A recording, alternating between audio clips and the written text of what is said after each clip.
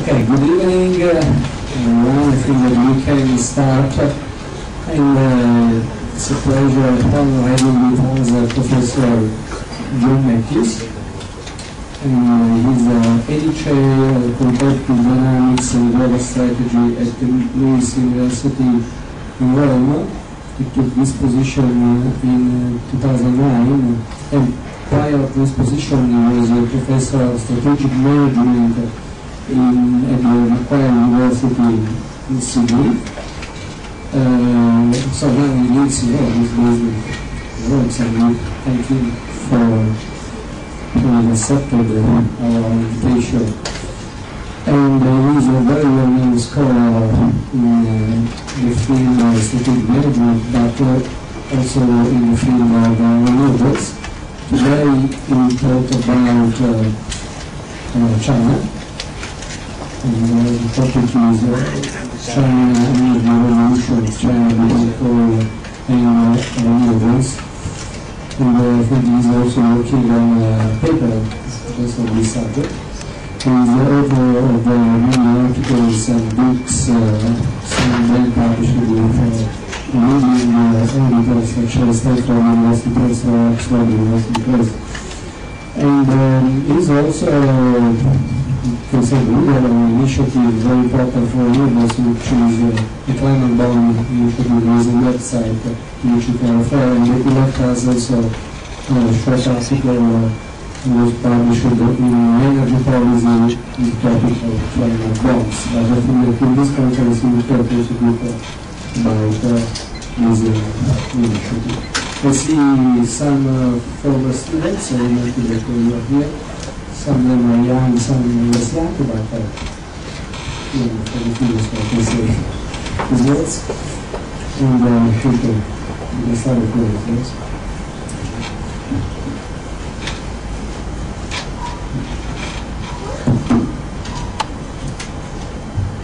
So, thank you very much to Enzo, and thank you to the school for inviting me all the way from Rome for this talk this afternoon. So my theme, as you can see, is going to be China's energy revolution, and I want to introduce you to the idea that there is something quite remarkable stirring both in the world of energy generally and in China. So energy, I'm finding, is coming to be one of the most interesting topics for competitive dynamics, business strategy to be engaged in. At the moment, it's moving from being a purely technical subject to becoming a mainstream subject of public policy and corporate strategy and business development. So some of the largest industries in the world in the 21st century are going to be energy industries, not traditional oil and gas that you're all familiar with, but some of the new energy industries that are being established now. And that's the theme of my current research. But what is driving the tumult in this sector is the growth of China. China and India and Brazil, but particularly China, because China is effecting the most extraordinary transformation of its energy systems, and that's what I want to take you through this afternoon, work that I've been doing together with my collaborator, Dr. Howard Tan, based in Sydney at the moment. So I'd like to move quickly through a set of slides that introduce you to this topic, and then I'll be very happy to discuss it with you, to take questions on either the issues of what China is doing or on the financing issues that I'll mention towards the end, where I'll discuss the whole concept of using the bond market to drive the transformations in the energy system through what we're calling climate bonds. So to put the whole thing into perspective, energy and the rise of renewable energies can be seen as the number one solution to the problem of global warming. So it was the Stern Review in Britain that coined this idea that global warming is the biggest market failure that we've ever seen, but he left out the next point, which is to state that for such a colossal market failure, you need a huge solution. And I'm going to argue to you this afternoon that the biggest market correction that the world has ever seen will be coming from the financial markets, the bond markets.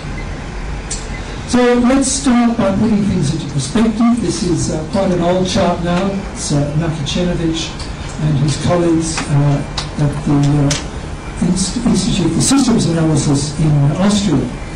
But they're looking at the world energy system going back to 1850 and projecting forwards over the next 100 years, at that time to 2100.